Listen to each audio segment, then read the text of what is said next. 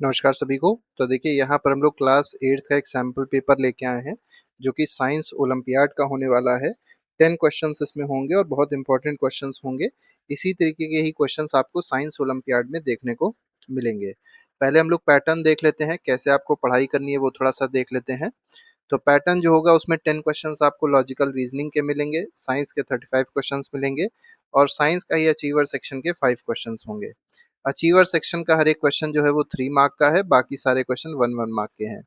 अच्छा, यहाँ पर ये जानना बहुत ज़्यादा ज़रूरी है कि जो लॉजिकल रीजनिंग होगा उसका कोई खास सिलेबस नहीं दिया है, केवल ये दे दिया गया है वर्बल और नॉन वर्बल रीजनिंग होगी। लेकिन जो सेक्शन 2 है, ये जो न्यू एनसीईआरटी है, क्यूरियोसिटी जो बुक है क्लास 8 की, उसी का ही पूरा हम लोग को टॉपिक्स दे दिए गए हैं। तो इसके पूरे हम लोग ने सॉल्यूशंस बनाए हैं, पूरे चैप्टर के एमसीक्यूज बनाए हैं, नोट्स बनाए हैं, जिसको आप जाके प्लेलिस्ट में देख सकते हैं और अपना रिवीजन अच्छे से कर सकते हैं। तो चलिए फर्स्ट क्वेश्चन देखते हैं, इसमें क्या कहा गया। Find the missing number if same rule is followed in all the three figures. तो देखिए यहाँ पर क्या किया गया है, 12 इंटू 7 करेंगे तो 12 सेवन जा 84 होता है, डिवाइड बाय 4 कर लीजिए तो आपको क्या मिल जाएगा, 21 मिल जाएगा। ठीक है, यहाँ पर भी क्या हो जाएगा, 18 16 और 5 को मल्टीप्लाई कर लीजिए तो 16 5 जा 80 हो जाएगा, अपॉन क्या हो जाएगा, अपॉन 4 कर दीजिए तो अपॉन 4 करेंगे तो क्या आ जाएगा, 20 आ जाएगा। इसी तरीके से यहाँ भी करना है। तो 12 एट जा क्या होता है, 12 एट जा 96 से होता है। तो 96 के साथ क्या करना होगा, 4 से डिवाइड कर दिए तो 4 2 जा 8, 4 4 जा 16, तो 24 इज द करेक्ट आंसर। आगे बढ़ते हैं, अगले क्वेश्चन में कहा गया ना, playground a girl walks 15 metre towards west. तो देखिए गर्ल जो है पहले 15 मीटर किधर मूव कर रही है, वेस्ट की तरफ मूव कर रही है। तो देखिए वेस्ट की तरफ ऐसे मूव करी, कितना है ये, 15 मीटर मूव करी है। अब क्या दिया गया, शी देन टर्न्स लेफ्ट, अब ये लेफ्ट की ओर मूव कर गई। तो देखिए राइट उधर की ओर होगा इस लड़की का, इधर लेफ्ट इधर की ओर होगा।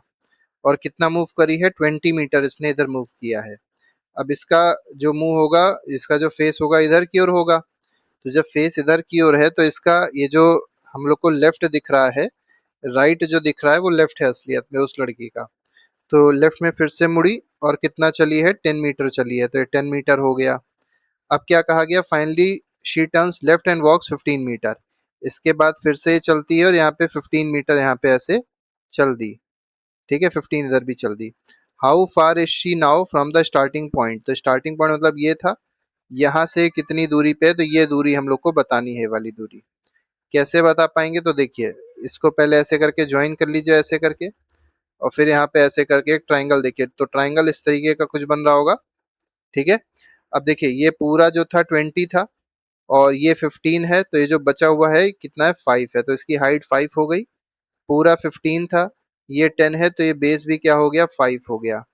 हम लोग को ये बताना है, तो हाइपोटेन्यूज है under root of 5 square plus 5 square. तो under root 5 square plus 5 square कर लीजिए तो अंडर रूट ऑफ 50 हो जाएगा। और अंडर रूट 50 का मतलब क्या होता है, 5 अंडर रूट 2 होता है। तो 5, हाँ बिल्कुल सही है, तो इसमें बी ऑप्शन बिल्कुल ठीक हो जाएगा। अगले क्वेश्चन पे आते हैं, क्वेश्चन नंबर 3 देखिए, इसमें क्या कहा गया। How many such numbers are there in the given arrangement each of which is immediately preceded by an odd number but not immediately followed by a prime number. मतलब क्या कहा गया इसमें, कि आपको ऐसे कॉम्बिनेशंस बताने हैं जो जिसके बाद इमीडिएटली प्रिसीडेड बाय अ ऑड नंबर, जिसके तुरंत बाद एक ऑड नंबर आया हो। जैसे 2 के बाद ऑड नंबर आ रहा है लेकिन 2 के पहले कुछ है ही नहीं, but not immediately followed by a prime number, तो ये तो नहीं होगा, तो इसके जस्ट बाद प्राइम नहीं होना चाहिए।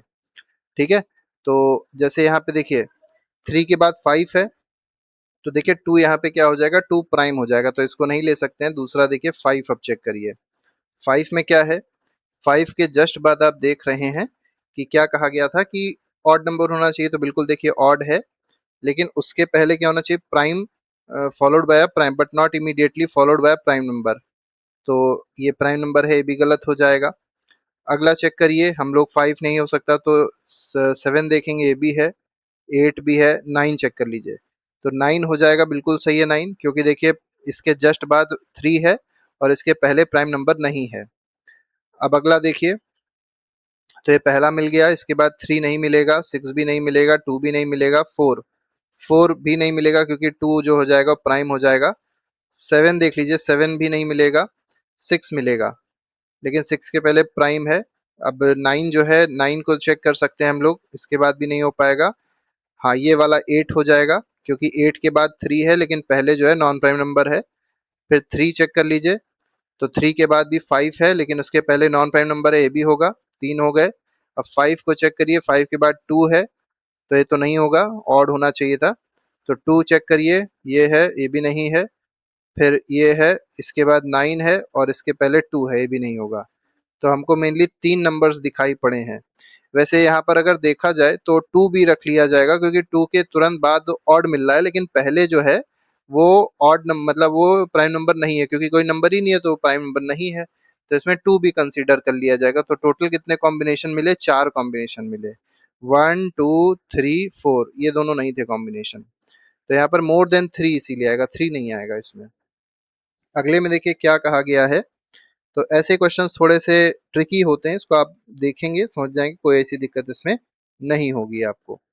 फोर्थ क्वेश्चन क्या कह रहा है? फोर्थ क्वेश्चन में कह रहा है which change would generally increase the solubility of solid in water.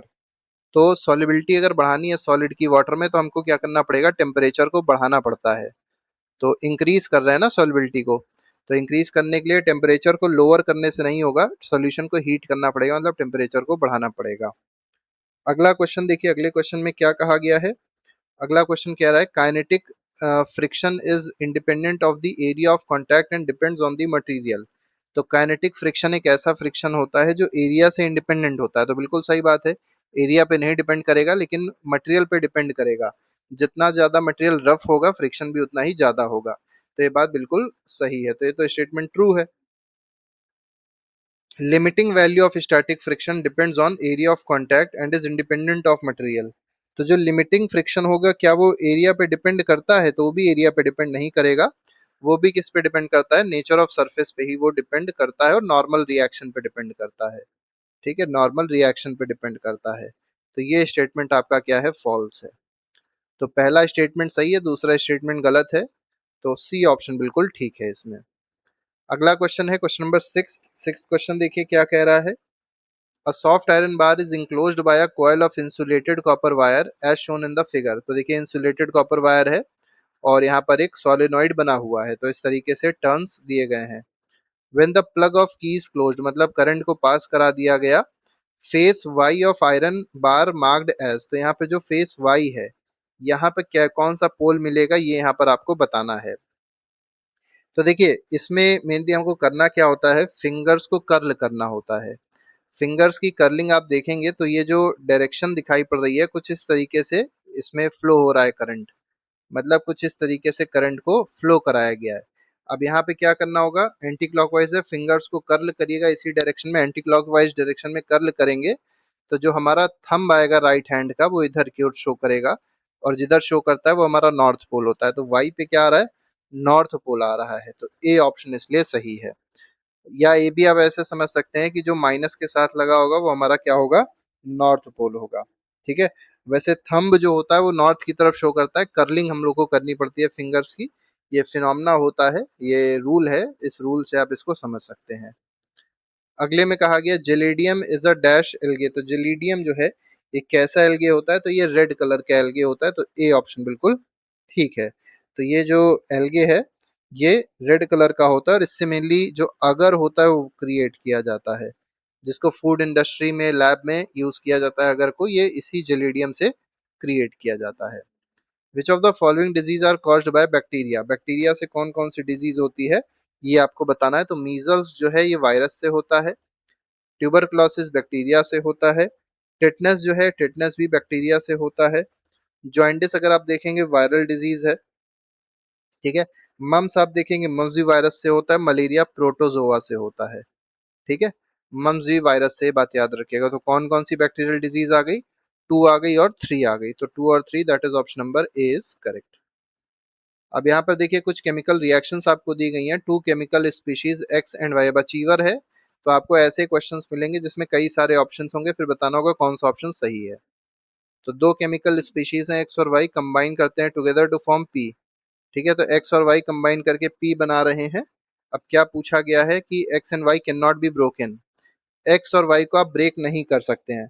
अब एक्स और वाई को अगर ब्रेक नहीं कर पा रहे हैं तो इसका मतलब वो क्या हो जाएगा, एक्स और वाई एलिमेंट्स हो जाएंगे। ठीक है, तो एक्स और वाई क्या है, एलिमेंट्स है, क्योंकि इनको ब्रेक नहीं कर पा रहे हैं। ठीक है, which of the following concerning species X Y, पूछा गया क्या चीज करेक्ट है। अब एक्स वाई जब मिलेंगे, तो जब दो एलिमेंट मिलेंगे तो क्या बनाएंगे, कंपाउंड बनाएंगे। तो पी क्या होगा, पी जो बन रहा है ये कंपाउंड होगा। एक्स और वाई कंपाउंड नहीं एलिमेंट होंगे, क्योंकि उनको ब्रेक नहीं करा जा रहा था। तो इसमें फर्स्ट ऑप्शन सही है और थर्ड ऑप्शन सही, क्योंकि करेक्ट पूछा गया था। तो फर्स्ट और थर्ड इज करेक्ट, लेकिन यहाँ पे तो है ही नहीं। अच्छा, फोर्थ भी है, पी हैज फिक्स्ड कंपोजिशन। अभी जो पी होगा, पी जो है वो एक कंपाउंड है, और कंपाउंड में आपको पता होना चाहिए वो कांस्टेंट कंपोजिशन थ्रू आउट, मतलब ये जो कंपोजिशन होती है कंपाउंड की हमेशा फिक्स्ड होती है। इसका मतलब H2O अगर वाटर है तो वाटर कहीं का भी होगा तो उसमें दो एटम्स हाइड्रोजन के होंगे और एक एटम किसका होगा, ऑक्सीजन का होगा। तो फिक्स्ड कंपोजिशन होती है इसमें, याद रखिएगा। तो इसमें फोर्थ भी सही है, तो 1, 3 और फोर्थ सही है।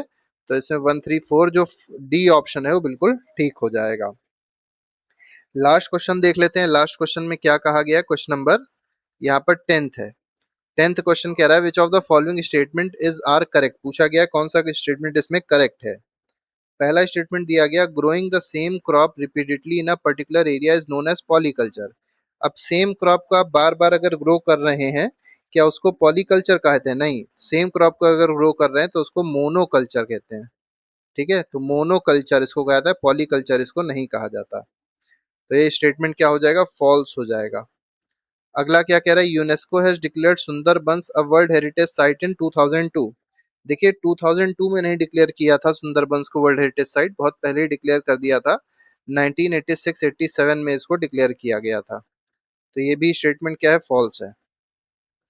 In parasitism one organism benefits while the other is harmed or adversely affected, बिल्कुल सही बात है। पैरासाइटिज्म में क्या होता है कि एक को तो हार्म होता है और दूसरे को क्या होता है, फायदा होता है। ठीक है, तो ये बात बिल्कुल सही है, तो ये तो ट्रू हो जाएगा स्टेटमेंट। ठीक है, और लास्ट कह रहा है organism that can not produce their own food and depends on other organism for their food are called heterotroph. तो जो दूसरों पे डिपेंड करते हैं उसको हेट्रोट्रॉफ कहते हैं, बिल्कुल सही बात है। और ऑटोट्रॉफ कौन होते हैं, जो अपना खाना खुद बना लेते हैं, जो दूसरों पे डिपेंड नहीं करते हैं। तो ये भी ट्रू है, थर्ड भी ट्रू है और फोर्थ भी ट्रू है। तो पूछा गया तो कौन कौन सा ट्रू है, तो 3 और 4, that is option number B. तो इसमें बी ऑप्शन जो है वो सही हो जाएगा। तो इसी तरीके के आपको क्वेश्चंस देखने को मिलेंगे आपके एग्जाम्स में। तो सभी को गुड लक। अगर आपका पेपर अच्छा होता है तो आप लोग जरूर बताइएगा कमेंट बॉक्स में लिख के, और बताइएगा आपके कितने मार्क्स बन रहे हैं। तो अभी के लिए फिलहाल नहीं, बाकी और भी कई सारे वीडियोस हैं, कई सारे एमसीक्यूज हैं जिनका प्लेलिस्ट में लगा हुआ है, आप जाके देख सकते हैं, अपना रिवीजन अच्छे से कर सकते हैं। अभी के लिए फिलहाल नहीं, thank you very much, good bye, जय हिंद।